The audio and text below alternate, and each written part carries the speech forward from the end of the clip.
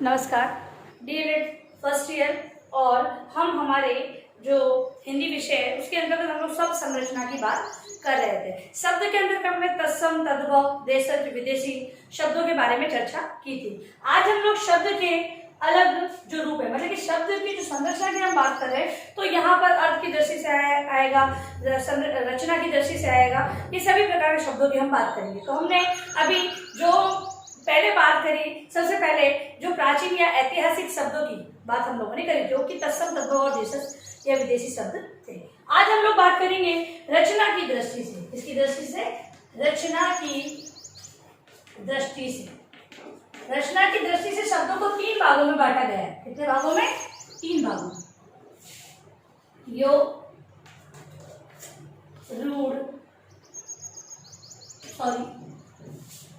रूढ़, यौगिक और योग रूढ़, ये तीन है। रचना की दृष्टि से अगर आपके प्रश्न बनता है कि रचना की दृष्टि से शब्दों को कितने भागों में बांटा गया है, तो हम लिखेंगे तीन भागों में बांटा गया है। ठीक है, तो तीन भाग कौन कौन से हैं? तो रूढ़, यौगिक और योग रूढ़, है ना।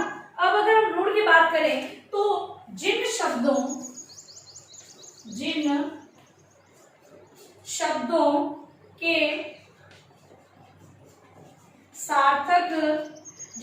के सार्थक खंड न हो, जिन शब्दों के सार्थक खंड न हो सके, जिन शब्दों के सार्थक खंड न हो सके और जो अन्य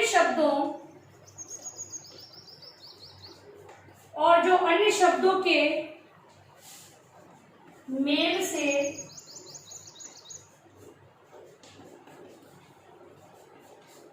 बने हो, उन्हें रूढ़ शब्द कहते हैं। देखिए, जो परिभाषा लिखी है उसको उदाहरण के माध्यम से देखेंगे। जैसे कि दिन है, दिन, अगर दिन है, दिन के अगर हम टुकड़े करें तो दी और न, ठीक है, बना तो अगर दिन बोले तो हम लोग दिवस के रूप में देखते हैं। लेकिन अगर इन दोनों के टुकड़े कर दें तो इन दोनों के कोई अर्थ नहीं निकलता है, इनका कोई सार्थक अर्थ नहीं निकलता है। ठीक है, तो ये रूढ़ कहलाते हैं। इसके अलावा इसके उदाहरण और भी है, जैसे जल है, घर है, इनको अलग कर देंगे तब भी इसका कोई अर्थ, सार्थक अर्थ नहीं निकलेगा। तो वो शब्द, ऐसे शब्द जिसके खंड ना हो सके और उन शब्दों और वो जो अन्य शब्दों के मेल से बना हो, उसे रूढ़ शब्द कहते हैं। दूसरा है यौगिक। यौगिक शब्द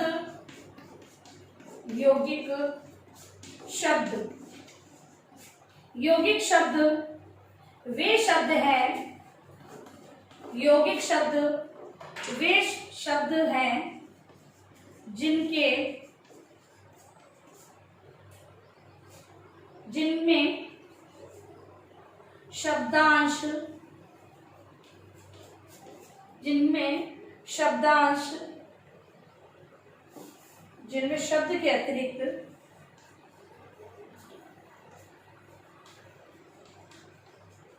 जिनमें शब्द के अतिरिक्त एक शब्दांश, शब्द का अंश उसे कहते हैं शब्दांश, प्रत्यय या उपसर्ग हो सकता है ना, प्रत्यय या उपसर्ग या एक अन्य रूढ़ शब्द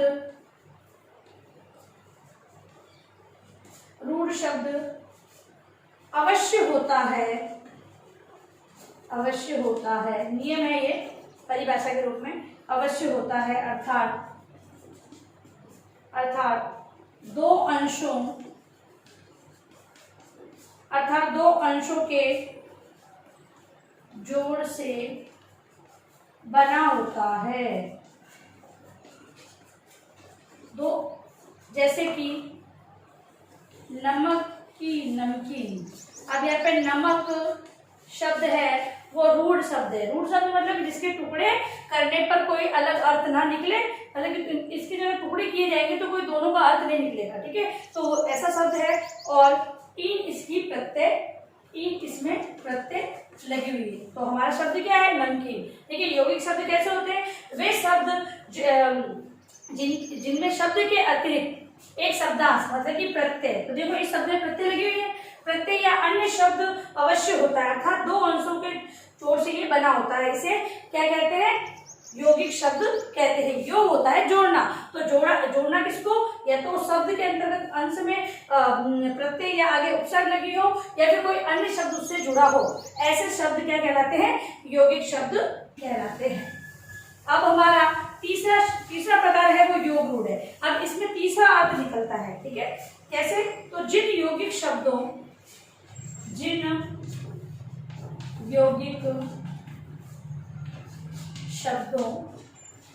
यौगिक शब्द ये वाले, ठीक है, जिसमें प्रत्यय जो लगा होता है, उपसर्ग लगा होता है या अन्य शब्द लगा होता है, वो यौगिक शब्द कहलाते हैं। तो हम लोग जब तक हम ये दो प्रकार को नहीं जानेंगे तो तीसरा प्रकार के बारे में हम नहीं जान सकते। तो दो प्रकारों को हमें याद रखना जरूरी है। जिन यौगिक शब्दों का एक पद रूढ़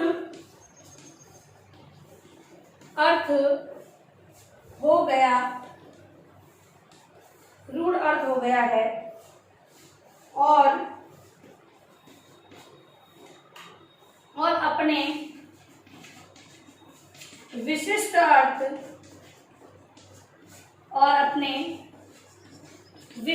अर्थ में उनका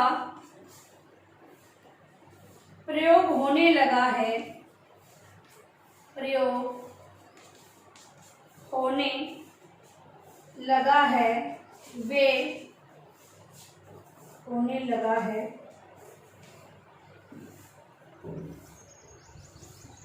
वे योग रूढ़ कहलाते हैं। देखिए उदाहरण के लिए पंकज है, तो पंक धन ज, पंक मतलब होता है कीचड़ में और ज मतलब उत्पन्न हुआ, ठीक है? तो यहाँ पर योग रूढ़ के अंतर्गत यौगिक शब्द की बात की गई है। तो यौगिक शब्द मतलब जो दो टुकड़ों से बना हुआ हो, है ना? और वहां पर या तो प्रत्यय हो या उपसर्ग हो, और यहाँ पर अगर देखा जाए तो हम लोग ज प्रत्यय की बात कर रहे हैं। ज यहाँ पर प्रत्यय के रूप में उपस्थित है, तो ये यौगिक शब्द से बना हुआ है। और योग रूढ़ कैसे कहा गया है? तो इसका तीसरा अर्थ निकल रहा है, पंकज मतलब कीचड़ में उत्पन्न हुआ, ठीक है? तो ये था हमारे शब्दों के तीन प्रकार रचना की दृष्टि से। तो रचना की दृष्टि से तीन प्रकार, रूढ़, यौगिक और योग रूढ़ की हम लोग बात करते हैं। अब हम अर्थ की दृष्टि से बात करेंगे। अगला जो प्रकार है वो अर्थ की दृष्टि से। अर्थ की दृष्टि से देखें तो चार भागों में हम लोग बात करेंगे। तो पहला है एकार्थी, जिसका एक अर्थ हो। दूसरा है अनेकार्थी, जिसके एक ही शब्द के अनेक अर्थ, वो अनेकार्थी कहलाता है। फिर तीसरा है पर्यायवाची,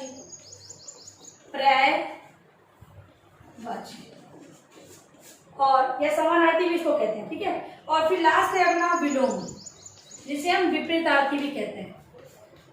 पर्यायवाची को समानार्थी कहते हैं और विलोम शब्द को विपरीतार्थी कहते हैं। अब एकार्थी शब्द वे होते हैं जिनका सामान्यतः एक ही वाच्यार्थ होता है, मतलब एक ही बात उसमें कही जाती है, तो उसी को इंगित करता है। जैसे किसी का नाम है तो वो किसी एक ही प्रकार, जैसे स्वामी विवेकानंद हुए, ठीक है? अगर हम बात करें तो फरवरी है, संस्कृत है, ये शब्द क्या है? किसी एक ही चीज की ओर इंगित कर रहे हैं। तो एकार्थी, जिसका एक ही अर्थ निकले, वो एकार्थी कहलाते हैं। एकार्थी शब्द अगर हम परिभाषा के रूप में देखें, क्योंकि हम लोगों को हमारी थ्योरी के अंदर लिखना है, तो एकार्थी शब्द वे हैं जिसका सामान्यतः एक ही वाच्यार्थ, बोलने का अर्थ हो। वाच्यार्थ मतलब वाच्य का, कहने का अर्थ, वाच्यार्थ हुआ करता है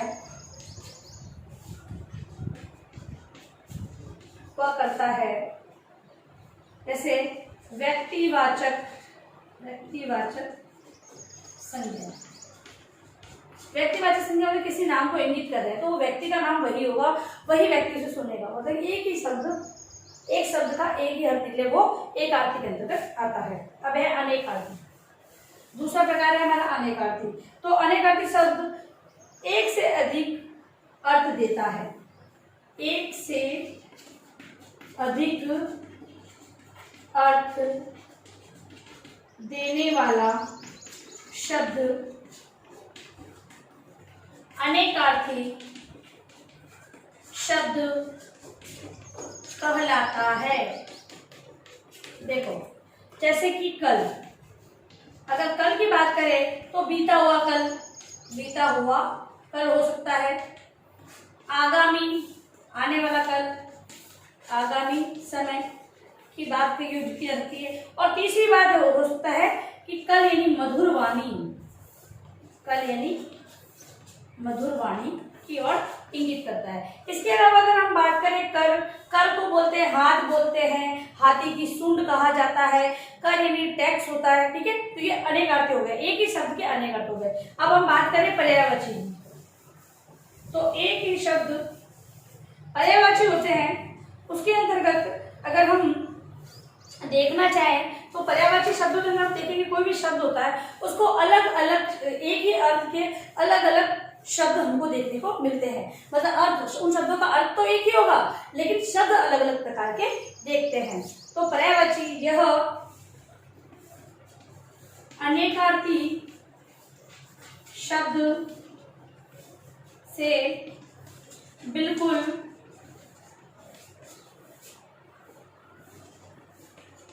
उल्टा है। वहां एक शब्द के अनेक अर्थ होते हैं, अनेक अर्थ होते हैं और यहाँ एक ही अर्थ को बताने वाले अनेक शब्द होते हैं। ठीक है, यहाँ वहां पर देखो डिफरेंट क्या है, यहाँ पर एक ही जो शब्द होता है उसके अलग अलग तरह के अर्थ निकलते हैं। यहाँ पर अर्थ तो एक ही होता है और वहां पर शब्द अलग होते हैं, जैसे पर्यायवाची। अब जैसे कि अगर हमने कहा कमल, कमल ले लो उदाहरण लिया हमने कमल, तो कमल को क्या क्या बोलते हैं? पंकज बोलते हैं, और पंकज बोलते हैं, अरविंद बोलते हैं, पदम बोलते हैं, राजीव बोलते हैं। ठीक है, पर्यायवाची के बारे में सबको पता है। तीसरी कक्षा से हम लोग बच्चों को पर्यायवाची बताते हैं। अब हम शब्दों की प्रकार की बात करते हैं तो अर्थ की दृष्टि से हम लोग पर्यायवाची शब्दों को पढ़ते हैं तीसरे रूप में। अब है विलोम शब्द। विलोम शब्द देखती बात है कि शब्द का जो उल्टा रूप होता है वो विलोम शब्द कहलाता है। तो कुछ शब्द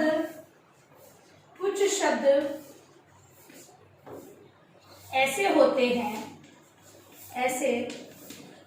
हैं, कुछ शब्द ऐसे होते हैं जिनका अर्थ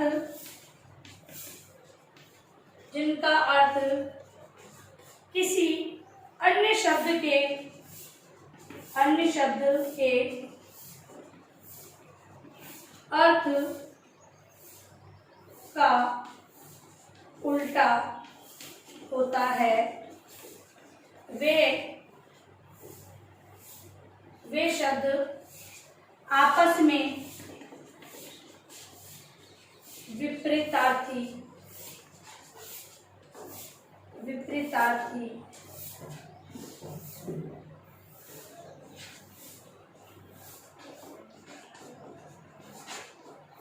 होते हैं। ये आपस में क्या होता है? विपरीतार्थी। जैसे अस्त का क्या हो गया? उदय, खरा का खोटा, फिर है निकट का दूर, ये क्या है? दिन का रात, ऐसे बहुत सारे हैं। ठीक है ना, तो ये आज हमने जो देखा अर्थ की दृष्टि से और रचना की दृष्टि से शब्दों को पढ़ा।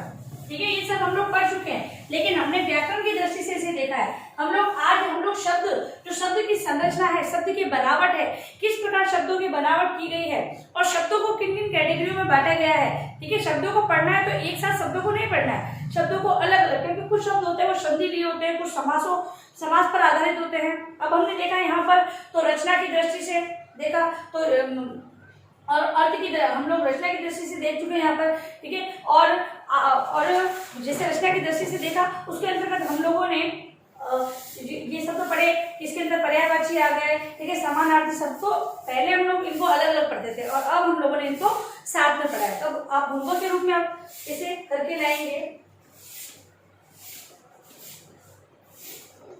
देखो, रचना की दृष्टि से तथा अर्थ की दृष्टि से, रचना की दृष्टि तथा अर्थ की दृष्टि से शब्दों को समझाइए।